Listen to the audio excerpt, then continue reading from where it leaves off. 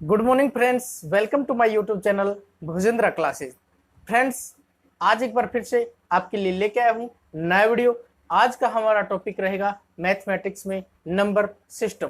तो फ्रेंड्स, आपको बता दूं, मैं पहला पार्ट जो आपके लिए बनाया था मैंने नंबर सिस्टम का, उसमें मैंने आपको बेसिक जो बातें थी नंबर सिस्टम की वो बताई थी।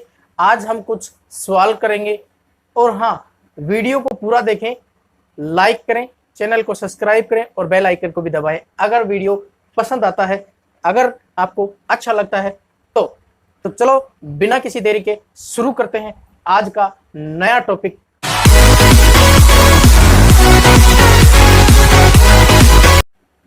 तो फ्रेंड्स, देखते हैं पहला जो सवाल है हमारा, किस प्रकार से नंबर सिस्टम में हम एक एक करके कुछ क्वेश्चन करेंगे। तो पहला सवाल हमारा है 5 अंकों की सबसे बड़ी व सबसे छोटी जो संख्या है उनके बीच में अंतर। 5 अंकों की सबसे बड़ी और सबसे छोटी संख्याओं के बीच का अंतर। तो 5 अंकों की सबसे बड़ी संख्या,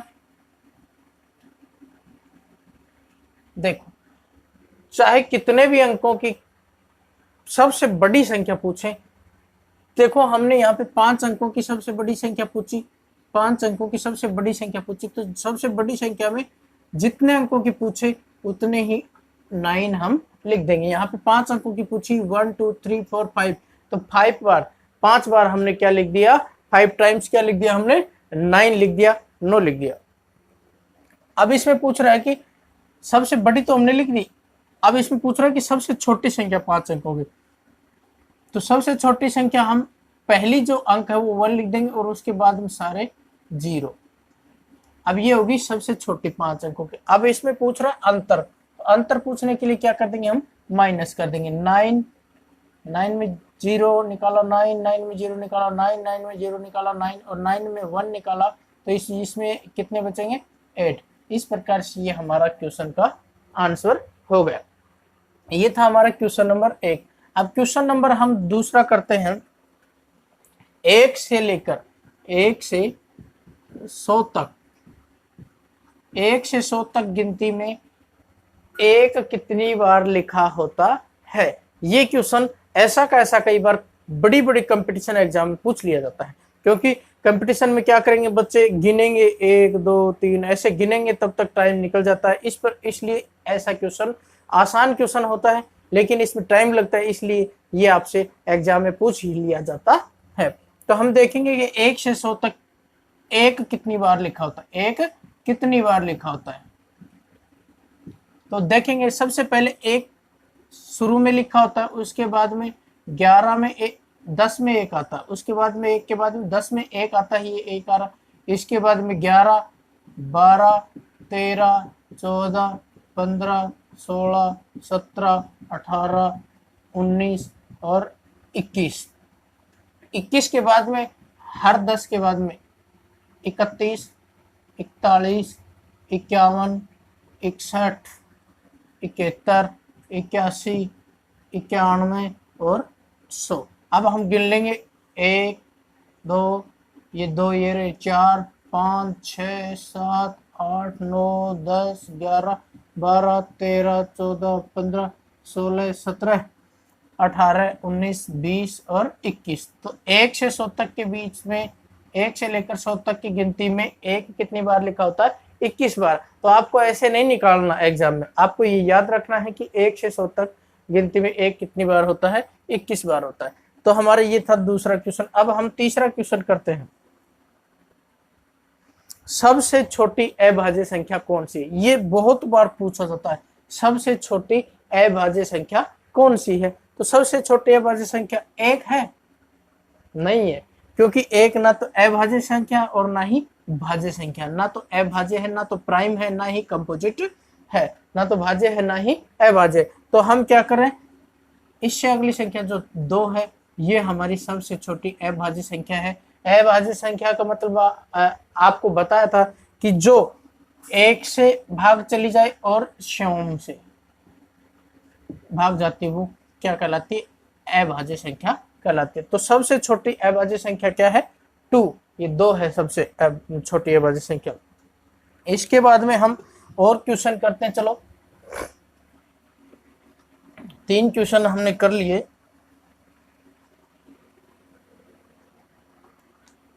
दो क्रमागत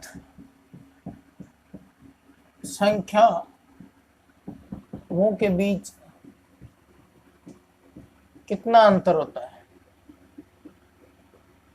कितना अंतर होता है? दो क्रमागत संख्याओं के बीच कितना अंतर होता है? यहाँ पे है हमारा क्वेश्चन नंबर 4।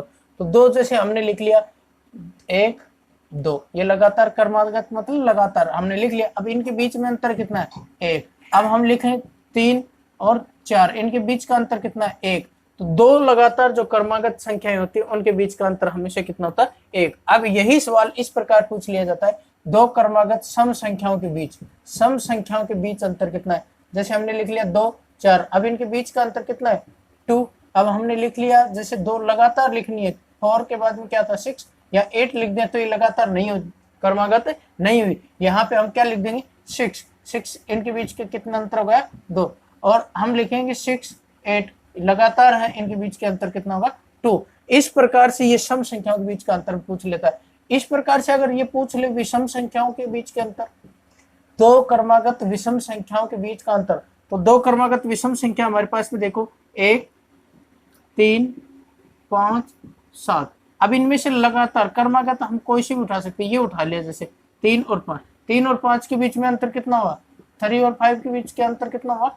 2। अब हम ये उठा ले 5 और 7, तो 5 और 7 के बीच का अंतर कितना हुआ? 2। अगर हम ये उठा ले 1 और 3, तो 1 और 3 अंतर कितना हुआ? 2। तो कोई किसी भी जैसे क्रमागत संख्या होती है, सम संख्या होती है, तो उनके बीच का अंतर 2 होता है। विषम जो संख्या होती है क्रमागत, उनके बीच का अंतर 2 होता है। और जो लगातार ना तो सम हो और ना ही विषम हो, लगातार जो प्राकृतिक संख्याएं होती हैं उनके बीच का दो संख्याओं के बीच का अंतर क्या होता है? 1 होता है। इस प्रकार से ये क्वेश्चन पूछे जाते हैं। इसके बाद में हमारा क्वेश्चन नंबर 5,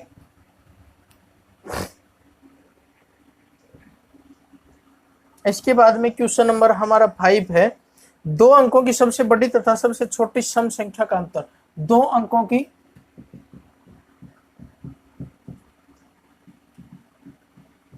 सबसे बड़ी तथा छोटी सबसे छोटी संख्याओं के बीच का अंतर, बीच का क्या पूछ रखा है? अंतर, डिफरेंस पूछ रखा। अंतर बताओ। दो अंकों की सबसे बड़ी तथा सबसे छोटी संख्या, दो अंकों की सबसे बड़ी संख्या, दो अंकों की 2 बार 9 लिख देंगे, और सबसे छोटी संख्या 10, इसका अंतर लिख देंगे हम। अंतर का मतलब माइनस कर देंगे, 9 8 89। इस प्रकार से क्वेश्चन नंबर 5 हमारा था, क्वेश्चन पूछे जाते हैं। इसके बाद में हम नेक्स्ट जो क्वेश्चन करेंगे वो करेंगे सबसे छोटी अभाज्य संख्या व सबसे छोटी विषम भाज्य संख्या। सबसे छोटी, ये क्वेश्चन मैं लिख लेता हूं, बहुत ही मोस्ट इंपॉर्टेंट क्वेश्चन आपके लिए है। देखो, सबसे छोटी अभाज्य संख्या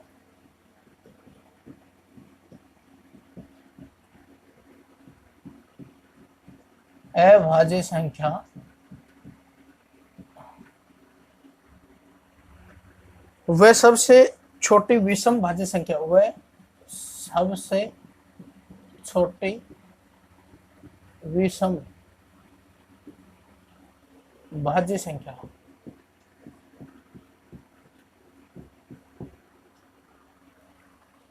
के योग का वर्ग क्या है? के योग का वर्ग क्या है? ये क्वेश्चन नंबर हमारा नेक्स्ट है। तो ये मोस्ट इंपोर्टेंट है, मोस्ट इंपोर्टेंट, ठीक है। ये क्वेश्चन मोस्ट इंपोर्टेंट है। ऐसा क्वेश्चन अक्सर कंपटीशन एग्जाम में पूछा ही जाता है। तो हम निकालेंगे, सबसे पहले एक एक करके इनके बारे में जानते हैं क्या दे रखा है। इसमें देखो, क्या हमें गौर करना है क्वेश्चन के ऊपर, सबसे छोटी अभाज्य संख्या, सबसे छोटी अभाज्य संख्या। तो सबसे छोटी अभाज्य संख्या क्या है? अभी पिछले सवाल में हमने किया था कि सबसे छोटी अभाज्य संख्या होती है 2। अब इसमें पूछ रखा हुआ सबसे छोटी विषम भाज्य संख्या, सबसे छोटी होनी चाहिए और विषम होनी चाहिए और भाज्य होनी चाहिए। तीन चीजें इसमें पूछ रखी। सबसे छोटी विषम संख्या, सबसे छोटी विषम संख्या कौन सी आती है? 1,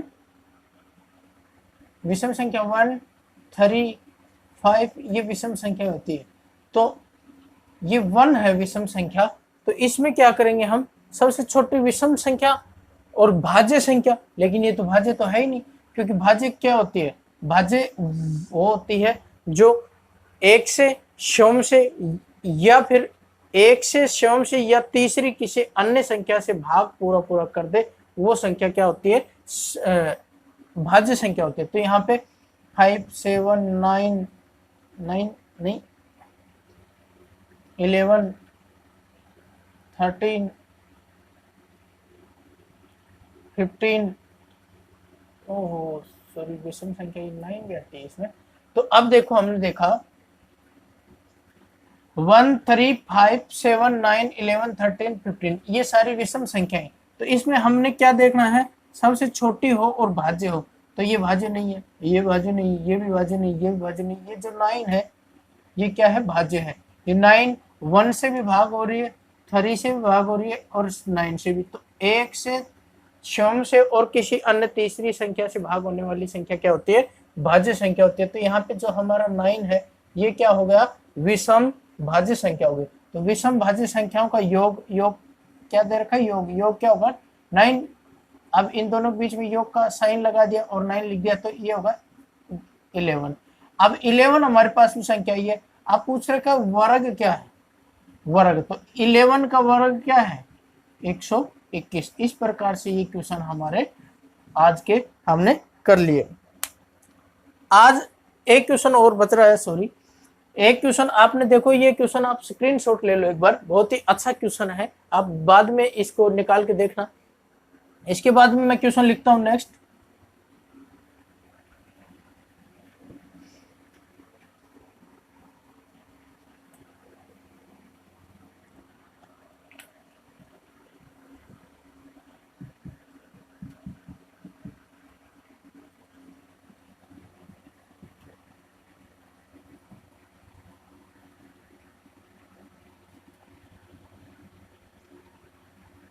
ये हमारे पास में है और इसका करो हल, हल करो, हल करो, ये हल करो। अब हमारे पास में हम एग्जाम में अगर इतनी बड़ी संख्याओं का गुणा आ जाए, मल्टीप्लिकेशन आ जाए, तो हम कैसे करेंगे? हम घबरा जाते हैं कि ये इतनी बड़ी कैसे करेंगे। लेकिन इसमें कुछ ना कुछ छोटा सा ऐसा दिया हुआ होता है एग्जामिनर की तरफ से कि हम उसको देखते ही आंसर पहचान जाए। तो हम देखेंगे कि देखो 43, 3, 10, 250, 700, ये देखो 0 दे रखा और 0 सब के बीच में साइन है मल्टीप्लिकेशन का। तो मल्टीप्लाई का जो है साइन है, तो इसमें हम क्या करेंगे? ये 0 दे दिया पूरी संख्याओं में। हम किसी भी संख्या को जब 0 से गुणा करते हैं, किसी भी संख्या को 0 से गुणा करते हैं, तो क्या होता है? वो संख्या पूरी पूरी 0 हो जाती है। अब इस 4300 को हम 0 से करेंगे तो यहाँ क्या हो जाएगा? 0। अब 3 को 0 से करेंगे तो क्या हो जाएगा? 0। 10 को 0 से करेंगे तो क्या हो जाएगा? 0। 250 को 0 से करेंगे क्या हो जाएगा? 0। 705 को 0 से, 89 को 0 से गुणा करने पर क्या आएगा? आंसर 0 ही आएगा। तो किसी भी संख्या को हम 0 से गुणा करते हैं तो उसका आंसर 0 ही आता है। तो फ्रेंड्स, आज हमने कुछ क्वेश्चन करे, आपको अच्छे लगे होंगे। तो फ्रेंड्स, आप वीडियो को लाइक करें और चैनल को सब्सक्राइब जरूर करें, क्योंकि आपके लिए ऐसे ही क्वेश्चन, ऐसे ही वीडियो मैं आपके लिए लेके आता रहूंगा। और बेल आइकन को जरूर दबाएं। आज का जो वीडियो था, हमारा क्वेश्चन थे बस इतने ही थे। तो धन्यवाद।